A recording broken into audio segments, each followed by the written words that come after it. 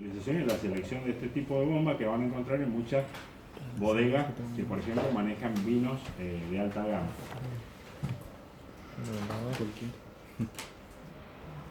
Esta bomba de émbolos axiales es una bomba que se utiliza mucho para el movimiento de líquidos hidráulicos, como por ejemplo el aceite hidráulico que utilizan las palas mecánicas para hacer el movimiento. Entonces cree que la pala mecánica puede soportar y puede levantar grandes muy precisa, tiene una carrera muy precisa, cortita, chiquita. La hidráulica requiere que los fluidos alcancen presiones del orden de los 200-250 kilos por centímetro cuadrado. Son presiones elevadísimas. Esas presiones, que son presiones elevadísimas, producen de alguna manera la parte del movimiento de los mecanismos de una pala, por ejemplo una pala mecánica que arrastra escombros, pero se logra a través de un tipo de bomba que es este tipo de bomba, de émbolos axiales, en los cuales el cuerpo, diríamos así, que va a ser el cuerpo donde va a estar el fluido a presión, o va a recibir el fluido por un lado y lo va a devolver por el otro, este cuerpo está asociado a pistones que a su vez tienen una cabeza redonda inserta en un disco, que este disco tiene una inclinación. El movimiento giratorio se transforma en un movimiento de pistón vaivén por medio de un disco de apoyo que hace que el pistón que esté más alejado esté en la función de succión y el que esté más cerca esté en la zona de compresión o devolución. En la medida que va girando y en la medida que la carrera es mayor o menor, estos pistones se van a aproximar o se van a alejar más y por lo tanto van a succionar y van a comprimir ese fluido hidráulico a las presiones a las cuales requiere el equipo. En este caso le estoy hablando de 200 o 150 kilos por centímetro cuadrado. Presión importante. Es interesante el tema este, bueno, yo soy Guillermo Ersner, soy el otro integrante de la cátedra. Es interesante el tema de este tipo de bombas, pues son bombas que se usan, yo las he usado, no digo que se usen únicamente, pero las que yo he usado han sido para dosificar. Como tiene una carrera muy precisa el pistón, además el pistón no tiene... No hay válvulas. Simplemente hay una carrera de succión y una carrera de impulsión. Y no hay... ustedes habrán visto, recordarán que los pistones del coche tienen los aros para garantizar una cierta estanqueidad entre la cámara de combustión y la parte inferior del conjunto émbolo-biela. Bueno, acá no hay nada. Acá es simplemente un mecanizado de muy alta calidad, se llama lapidado, son terminaciones ustedes le pasan la uña, es como pasarse a un vidrio, están lapidadas a 3 milésimas de milímetro, y no hay, es deslizamiento puro, y no hay fuga entre el pistón y la cámara. ¿Se entiende? Tan preciso es esto, lo cual nos lleva a otra limitación de la bomba. Estas bombas solamente y exclusivamente pueden trabajar con líquidos de extrema limpieza. Imagínense que hubiera un granito de arena de la playa, que entrara en ese mecanismo deslizante casi perfecto, sin interferencia, con tratamientos superficiales de endurecimiento muy, muy grandes, y probablemente endurecimiento superficial a través de cromado y todo eso. Un minúsculo grano de arena que se depositara entraría en alguno de los dos materiales que sea más blando, se encajaría, iría rayando el otro, como la piedra debajo de la puerta. ¿Nunca han visto el fenómeno de meter una piedra bajo la puerta? Que raya la baldosa, que es más dura que bueno, claro. Bueno, entonces este tipo de bombas se usan para líquidos, para procesos que bombean líquidos de alta limpieza, de muy bajo contenido o de cero contenido de sólido. Por eso el ingeniero les hacía mención recién a que son muy usadas en circuitos hidráulicos. Un circuito hidráulico, el aceite hidráulico es nada más que un fluido motriz. Es un fluido que lo que hace es llevar la energía de un punto a otro para producir un movimiento. ¿Se entiende lo que digo? ¿Se pueden reparar o se deben cambiar? Todas, se pueden reparar perfectamente. Sí, pero Tienen salen una vida carísimos. útil. Sí, son carísimos. Sí, porque imagínense, y esto les va a servir para la materia y probablemente también para la vida profesional. Si yo necesito ese grado de deslizamiento entre el pistón y la cámara, Tiene corrosión. primero, no admite nada, no admite líquidos corrosivos. Y segundo, para tratar el endurecimiento de la superficie, yo tengo que, primero, tener un acero de cierta calidad que sea templable. Segundo, tiene que ser un acero que admita un endurecimiento superficial, algún tipo de cementado. O, eventualmente, un cementado y un posterior galvanizado, no, ¿cómo se llama? Cromado. Cromado. Cromado. Y Pero primero se templa, se endurece superficialmente, se hace un cementado y después se hace la deposición electrolítica del cromo. Entonces, son superficies muy trabajadas y muy perfectas. Cuando sufren algún daño, normalmente no sirven más. Bien. acá tenemos una animación para... bien.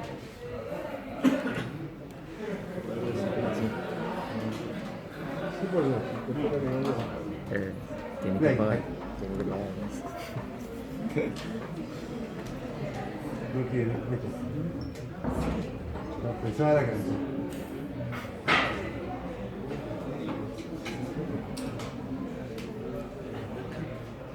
¿Qué es lo que le pasa? Tenés poca RAM. O tenés mucha de la computadora. Ahí está. Ahora, ahí está. Claro, le ha hecho bien el clic. Ahí se ve. ¿Ves cómo va a ser? Esta tiene válvulas. Ajá. Sí. Las pelotitas. Sí. Podría servir esa con válvulas de admisión y descarga o en su defecto como directamente Sin válvulas. sin válvulas. Profe, Sí. en el tipo de bombas que vimos recién, los pistones no son solidarios al disco.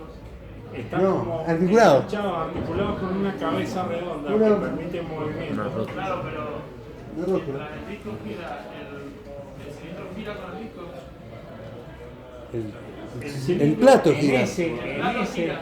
Y Es- el sí. pistón va girando con el plato en el caso Sí, anterior que vimos. sí. En este no. En este no. Este es el movimiento del pistón nada más. Con el plato. Porque O sea que el plato está soldado al eje y Claro. el movimiento rotatorio del eje hace el movimiento de los pistones. Claro, pero acá no tienen articulación como teníamos recién. ¿Podemos volver al otro, profe? Podemos verlo. Acá no hay vinculación entre la biela y el plato inclinado.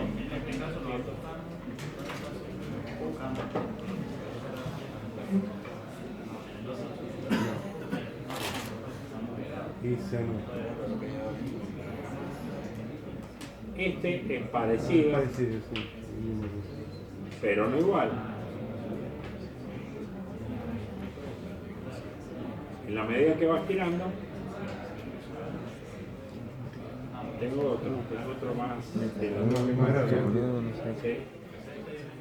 Lo tengo que encontrar, ¿no? Mételo. Ah, no. O sea que dentro de Las pelotitas, no hay se varias llaman. configuraciones de la bomba. Sí, como Un ustedes bolillo. pueden ver también, esto Bolillo. es medio como... En principio es el mismo, Cerito. pero bueno, hay diseños. Choila. Piensen ustedes, es difícil de imaginarse, pero la cantidad Acá está. distinta de líquidos que se bombean en el ambiente industrial es infinita. Es infinita, desde bombear aceites, del tipo que sea, bombear aceites comestibles, hasta Miren, bombear aceites fíjense, minerales. esta es la bomba, la que ustedes pretenden entender ahora con esta imagen. No, está bien. Esto lo traje yo de Parker, que es El fabricante de los sellos. fabricante de sellos, justamente. Fíjense cómo es la composición del cuerpo, de todo lo que es el cuerpo. Ahí está la parte, diríamos así, directriz del plato. Y ahora lo vamos a, fíjense, con esto van a ver qué funciona, qué partes funcionan en cada caso y cómo se puede regular el ángulo de inclinación del plato, lo cual daría el ángulo de inclinación de la carrera y el bombeo que tiene.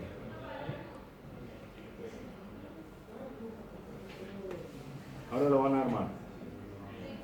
La bomba básicamente es esto que ven ustedes ahí. Ahí está la bomba que estuvimos viendo recién.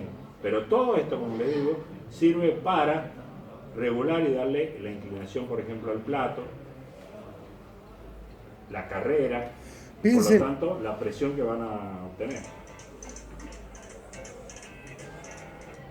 Piensen un minutito, por ejemplo, en la industria farmacéutica. La industria farmacéutica es una industria sofisticada donde ustedes tienen que dosificar en un reactor una cantidad determinada de un producto químico complejo, qué sé yo. Y no pueden dosificar cualquier cantidad, porque si dosifican de más, pueden alterar las propiedades de ese medicamento y Fíjense volverlo cómo venenoso. funciona. Ahí se puede ver cómo funciona. Azul es baja presión. Ajá. En una parte toma y en la otra devuelve a alta presión.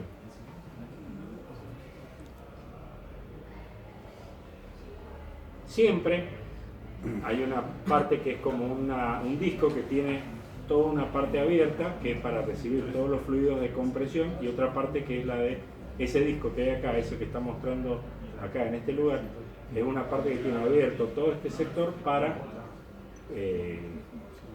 la parte de succión y otra de devolución de la compresión.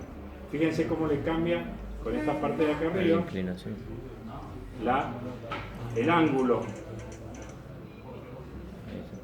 del plato y por lo tanto lo pueden neutralizar y aún girando no entregar ningún tipo de presión, por decir así, porque lo mismo que succiona entrega. Cambia la inclinación, cambia la presión con la cual trabaja. O sea que son adaptables, si quiero cambiar en algún momento la cantidad entregada. La carrera. La carrera, sí. Un momentito. Tenemos dos temas acá. Como son bombas de desplazamiento positivo, la presión es nada más que una función de, como es un líquido incompresible, es una función de la carrera en el tiempo. ¿Sí? Si yo aumento la carrera, no aumenta la presión, aumenta el caudal nada más. La presión la podría llegar a aumentar con las vueltas, con las RPM. ¿Se entiende?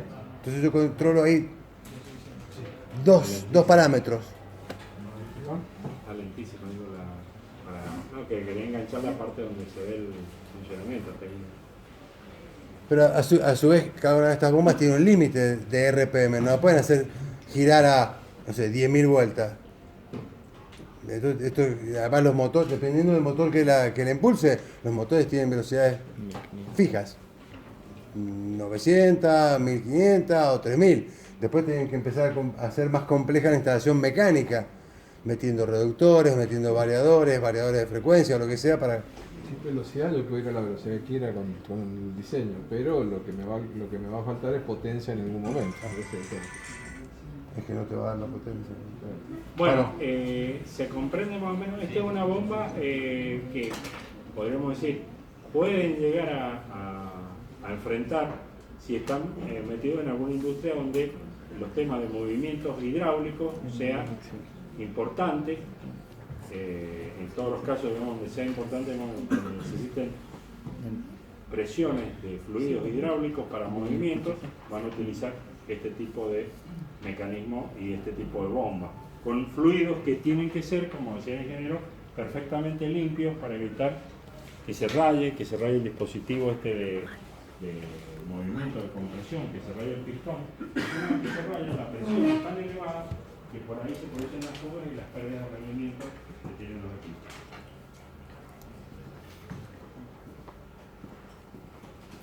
Lo que sí se puede ver, siempre teniendo en presente que estamos hablando de líquidos, los líquidos son por definición incompresibles, por lo menos dentro del rango de presiones humanas,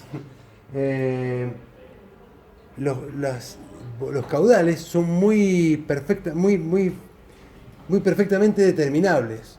Si la carrera ya está fijada por la inclinación que le doy al platito en este caso, y la velocidad está fijada por las RPM, no queda más recurso que mover esa cantidad de líquido y no otra.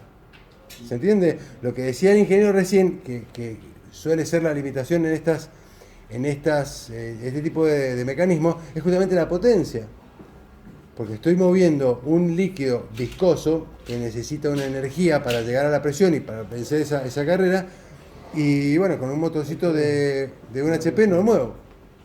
Entonces, llama la atención, sobre todo también las bombas de engranaje. Las bombas de engranaje, ¿no las vieron las bombas de engranaje? Sí, Alfredo? ya pasaron. Bueno, las bombas de engranaje también tienen la misma limitación, que suelen ser fuertes consumidores de potencia. No el caso de una bomba centrífuga, que también consume potencia, obviamente, pero son servicios distintos, son caudales distintos y son presiones distintas. Y bueno, Ahí están dando las peristálticas, ¿no? Esas son para el mosto. Claro, ahora por ejemplo se están usando para mover mosto.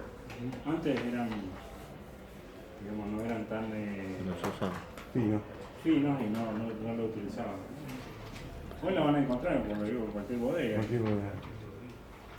Ustedes han visto, ahora están muy accesibles. Se usan en la parte de diálisis. ¿Cómo se llama El tema de riñones.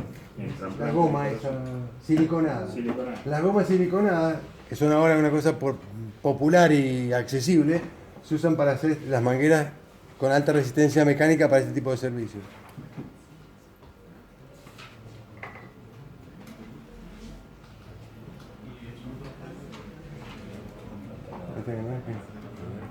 Sí, hay varias figuras acá. Esta la habían visto.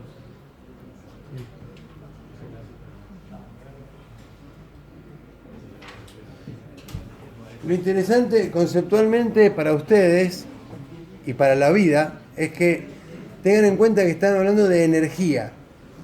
Un motor de algún tipo, un tipo de motor, le está entregando energía a través de un mecanismo a un líquido. Esa energía se puede usar en distintas formas, o para vencer una resistencia, un movimiento, como por ejemplo, como decía el ingeniero recién, para un sistema hidráulico, o simplemente por mover el caudal. El mate, que ustedes han visto, los camiones mate de hormigón, que se usan para hormigonar, el movimiento del mate es con un motor hidráulico. Hay una bomba que mueve un aceite, que mueve un motor hidráulico que mueve el mate.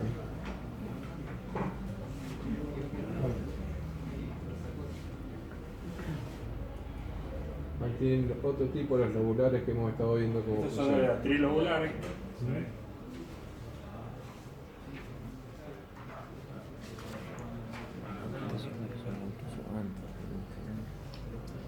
Es interesante, prácticamente no hay interferencia entre los rotores, no se tocan.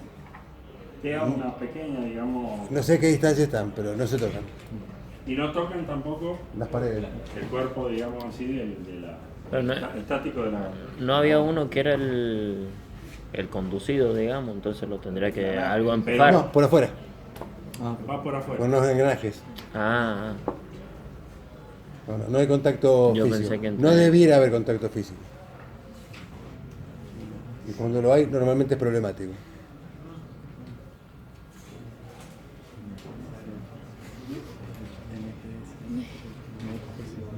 Nemo punto. Bueno, fíjense, esta es la clásica PCP. Esta es bombas de cavidades progresivas. Fíjense que manejan todo este tipo de. Eso es que, Viscoso. ¿qué sería? De líquidos Viscoso. viscosos. Como por ejemplo, pasta de Roquefort, fíjense. Pulpa de guinda, de cereza. Cualquier pasta. pasta de tomate. Lo que pasa es que no hemos almorzado, tenemos hambre. También Y fíjense cómo trabaja y deja espacio para el avance progresivo a través del cuerpo. Mantecas, mayonesas, cremas, quesos. el principio es muy Es como sencillo. un sinfín, casi. Es un sinfín. Es un tornillo de una entrada, pero que está moviéndose dentro de un elastómero, que es un tornillo de dos entradas. ¿Se acuerdan? ¿Saben lo que es un tornillo de una entrada y un tornillo de dos entradas? Un tornillo de una entrada tiene un hilo de rosca. De una punta hasta la otra, usted lo puede seguir con el dedo, de una punta a la otra. Un tornillo de dos entradas, o de tres entradas, o de cuatro entradas, tiene tres hilos de rosca, o dos hilos de rosca. ¿Se entiende? Empieza por acá y baja así. ¿Se entiende? Entonces, el elastómero, el estator de la bomba, es un tornillo que tiene una entrada más que el macho, que el rotor. Ahí es donde se produce la cavidad, que se llama progresiva, porque es una mala traducción del inglés, porque va avanzando esa cavidad. Es lo que usted dice, bueno, ¿y cómo aumenta la presión? No aumenta la presión porque el volumen es constante. Pero cuando llega a la lumbrera de salida, ahí se produce el aumento de presión. ¿Se entiende? Porque es más chico. Porque es más chiquito. Bueno, esta es la parte constructiva que no nos interesa tanto. Ahí, con estas bombas, hacía poco tiempo que me había recibido de ingeniero y había una empresa norteamericana que fabricaba bombas para petróleo en Mendoza, en Godoy Cruz, en el carril Sarmiento. Y yo trabajaba ahí. Y ahí fabricábamos unas bombas que se habían diseñado para pozos de muy baja producción. Estamos hablando de 10 metros cúbicos día máximo. Por ejemplo, en la zona de ¿cómo se llama? ¿Dónde está? Cacheuta. Cacheuta, Lulunta, son pozos de petróleo de muy baja producción y el petróleo está relativamente superficial, está a 600, 700 metros. Entonces, a 600, 700 metros, una bomba de este tipo bombea petróleo. El petróleo tiene es la porquería más grande que se puede bombear. Porque usted, el petróleo no va a decir, no, yo si no está limpio no lo bombeo. ¿Conocerá las bombas este? Entonces, lo interesante de estas bombas, que acá el ingeniero les explicaba que se usan mucho en la industria alimenticia para mover pastas, y es cierto, es donde son más populares, pero para mover petróleo, el petróleo viene con agua salada, con la porquería, con la arena, con piedras, con todo viene. Y el rotor tiene interferencia contra el estator, contra el elastómero. El rotor de acero, son aceros también cementados, endurecidos y cromados. Pero tiene interferencia, va rozando contra el elastómero. Bueno, así también se producían algunos problemitas cuando se llegaba a arrancar el elastómero. Porque entró una piedra y hacía como si fuera una afeitadora. La piedra se arrastraba desde una punta hasta la otra de la bomba.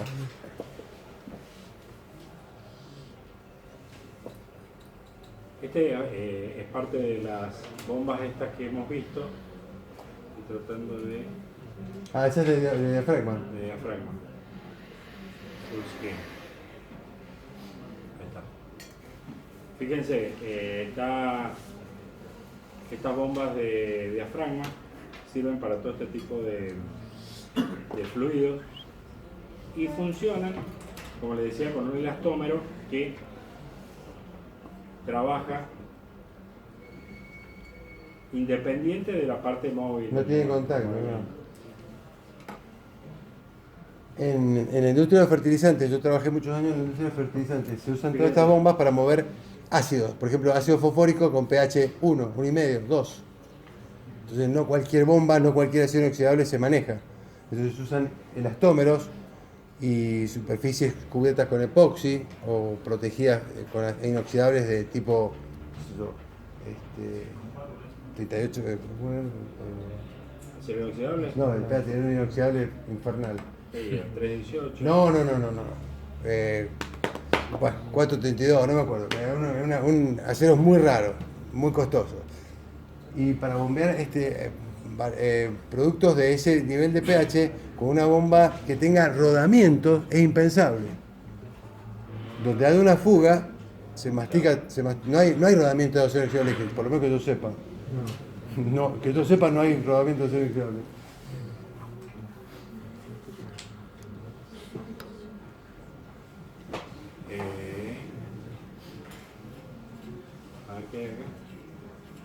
No, esto es para la próxima.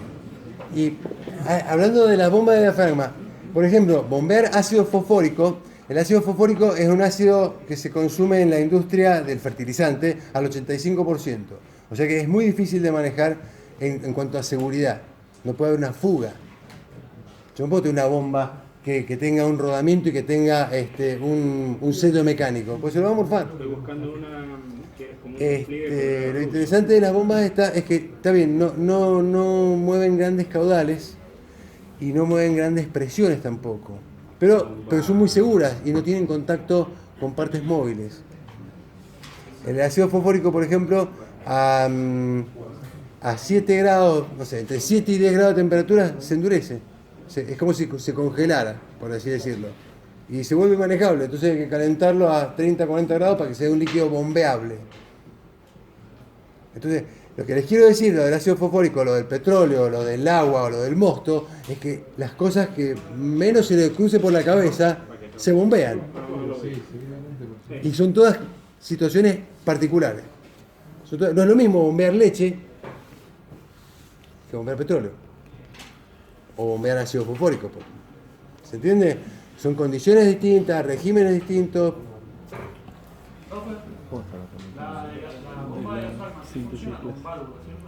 La bomba de diafragma tiene unas bolitas, sí. Sí, tipo esférica, sí. Porque es aspirante impelente, en realidad es un pistón. Es un pistón que cuando voy para acá se tiene que cerrar la válvula y cuando voy para atrás tiene que abrirse. Bueno, como les decía, las bombas estas que habíamos visto, una que dice el rotor excéntrico y otra que les decía PCP, son primas hermanas, son parecidas en su funcionamiento.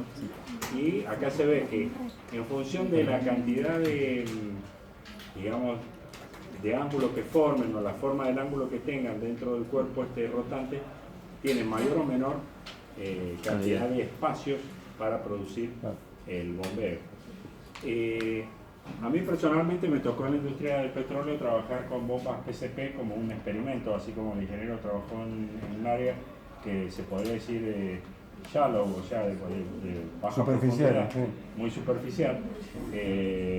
Yo estuve trabajando con unas bombas que fueron récord mundial de bombeo a profundidad, que alcanzaron 2.300 metros de profundidad, en un cambio de sistema de extracción en el cual utilizaban bombas PCP, que el largo del rotor ese y el cuerpo tenía aproximadamente unos 7 a 10 metros. O sea que habían 120, 150 cavidades internas de las cuales giraba. Y eso se transmitía, el movimiento giratorio desde la superficie, con un rotor, que era el rotor que tenía la bomba, y varillas de bombeo. El problema lo tenían cuando por cualquier problema ese cuerpo se trababa con algo de la mugre que trae propiamente el petróleo, arena, lo que fuere. ¿Y qué pasaba? Se trababa abajo, pero arriba seguía girando. Y si seguía girando, ¿qué pasa? Sí. Se tuerce, torque. Y se cortaba la varilla. Pero se corta donde se le da la gana. Se corta donde se le da la gana, donde falla, en la varilla donde falla, y había que extraer todas las varillas que estaban antes de la cortada y después bajar a pescar la punta de lo que quedaba, de la que no se había cortó, cortado, para tratar de sacar junto con esa varilla la bomba de abajo y todo y reemplazar todo el conjunto. Entonces esas maniobras cuestan millones. Pero la bomba, millones de dólares. pero la bomba sí soportaba las día. presiones y las temperaturas y las condiciones del fondo del pozo. Estamos hablando de una temperatura de aproximadamente 100, 120 grados, que abajo del pozo, a 2000 metros, a 2000 metros del estado, supone que el fluido no está hirviendo en sí.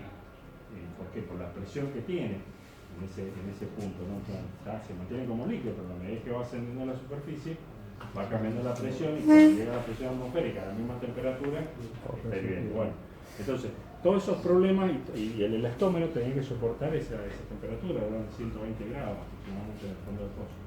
Hay elastómeros nuevos que soportan esas presiones y esas temperaturas sobre todo, sin deformarse y el cuerpo lo soporta perfectamente.